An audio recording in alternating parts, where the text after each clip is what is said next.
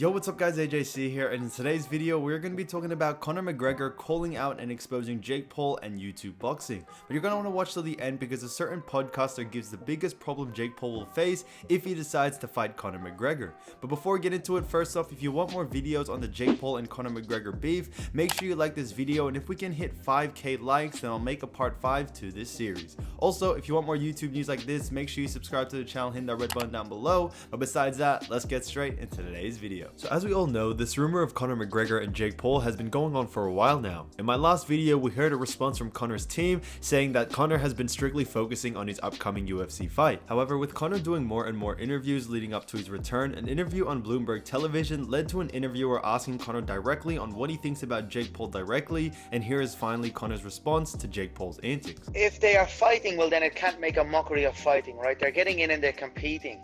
You know, I am not so much against it. What I would say is though the numbers that show calculated was, it was a Mike Tyson fight. You know, you had Tyson, an icon in fighting, as well as Roy Jones Jr., two goats in the sport of combat.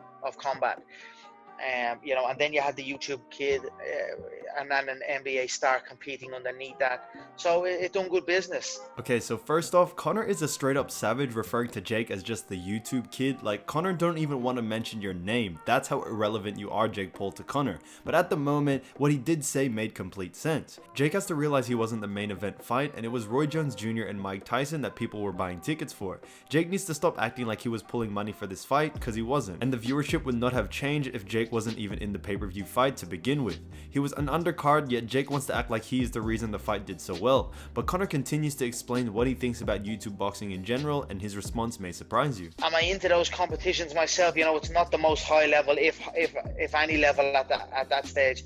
Obviously the Tyson and Jones fight was very high level, and it was very interesting to see what they would be like in their older age, or you know, I thought they both fought amazingly.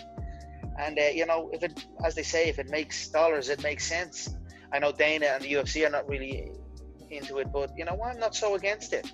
I think you know, if people are willing to get in and take the risk of making that walk, you know, I am certainly a viewer. Now, this response probably shocked a lot of people, especially since the fact that Jake Paul has been running his mouth for the past month. Yet Conor shows respect, but as you know, Dana White, who is the face of UFC, hates anything to do with the Paul brothers and finds his boxing YouTube scene the biggest joke. But as Conor mentioned, if it's pulling money, then there's no problem with it. And it was interesting to see that McGregor seems more for it than against it, but he made a great point saying that this level of boxing isn't a high level. As good as Jake thinks he is, Conor is on a whole different level to Jake when it comes to fighting. If McGregor was like Michael Jordan on the basketball court, Jake is like your high school gym teacher who has a decent jump shot. They are on two different levels, and I feel that one of the reasons Conor wouldn't accept this fight is because he takes it as a joke and he already knows he's going to win.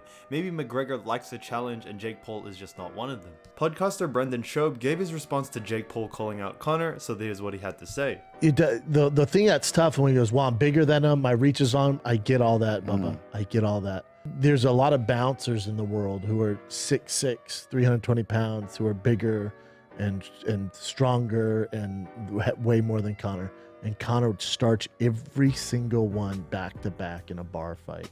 I'm speechless. It's crazy. Like, this is the narrative on the show now, where if we would, and I know people are like, dude, you're the one that promoted Conor versus Floyd.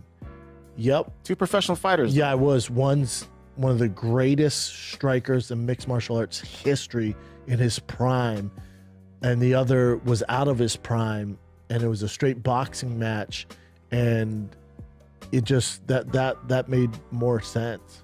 The narrative of boxing right now in 2020 isn't Joshua Pulev, who fights this weekend. It's not Joshua versus Tyson Fury. Under the radar too, by the way. That kind of just came out of nowhere. No one's talking about it. I mean, the true boxing heads, obviously you guys love it, and I get it, I'm with you. We're talking about, is Tyson gonna fight Evander Holyfield? Is Nate Robinson okay? Is Jake Paul gonna fight Conor? Is Logan Paul gonna fight Floyd Mayweather? Like, that's, as far as media goes, like, that's just such the narrative. Now I think Brendan was more shocked than anything, and he himself knows that although Jake thinks he is bigger than Conor, McGregor has ripped bouncers even bigger than Jake, so Jake saying that that's his advantage is laughable. However, what Brendan did shed light on is that Jake, Logan, and also KSI have made boxing not only just relevant, but are now the narrative about boxing. It's no longer about boxing champions fighting it out, it's now about celebrities settling their beef in the ring, and for Jake and Logan to have this big effect on boxing, you have to respect that. They have reinvented themselves in a way we never thought not only boxing would, but YouTubers would be heading in as well. But Joe Rogan, who is a UFC announcer and has one of the biggest podcasts in the world, had this to say about Jake Paul. You can't sleep on that kid. That kid can fucking crack. Yeah. When you look at how he knocked Nate Robinson out, that short hand that he threw was very skillful. Real punch. That was a real punch. And it was perfectly placed. And he can hit hard. All 3 punches were the same thing. Mm-hmm. They're a step back, overhand right. Yeah.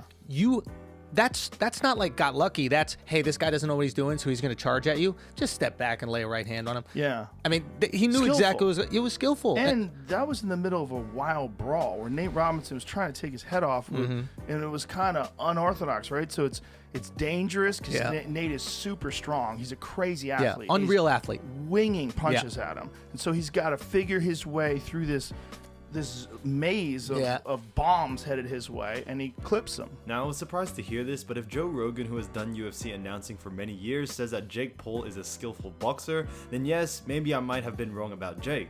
I would say I am a bit biased since Jake is one of the cringiest YouTubers out there, but still, I may be wrong and he could possibly have a lot of skill in the way he fights. However, when it comes to his skills matching up against Conor, I'm sorry, it's still not on the same level. Now on top of all this, we didn't hear much from Conor. However, Conor's coach, Coach Kavanagh, actually came out on Twitter to give his 2 thoughts on what he thinks about Jake Paul and also Logan Paul. He said, with all seriousness of what's going on in the world right now, the thoughts of that TikTok guy Jake Logan having a real boxing match with a genuine pro of Dylan Moran's standard gives me a giggle. His corner better have the towel ready after a round. So as you all know, Dylan Moran was a sparring partner for Conor McGregor that Jake called out. And after Dylan invited Jake to a Doghouse Rules fight, for some reason, the great Jake Paul has gone quiet and not said anything about it. Has he gotten scared, or did he just throw his phone in the ocean? Because a lot of people were expecting a response, but maybe he doesn't want the smoke like we thought he did. Speaking of wanting all the smoke, with Jake set to fight Ben Askren later on this year, Dylan Dennis, who is also on Jake's list of people to fight and a good friend of Conor, made an Instagram story stating this. The reason Jake Paul has been so quiet is that I got some heavy info on him. He's been bullying people into hiding it for years. Too bad, little guy, you mess with the wrong gangster, I want all the smoke. So after Dylan Dennis posted this, a lot of people have been waiting for a response from Jake himself, but yet nothing has been said. Maybe Jake has realized what he got himself into, because it seems that Dylan has some info that if he leaked it, it would probably end his career. It's still uncertain on what it was about, but for a loudmouth like Jake to go quiet this much, seems like Dylan Dennis got the upper hand right now. When you're a celebrity, it's hard to hide things forever, and eventually the truth comes out. So I guess we just have to wait and see what happens, but let me know down in the comments what you think. Thanks so much for watching, and I'll see you soon.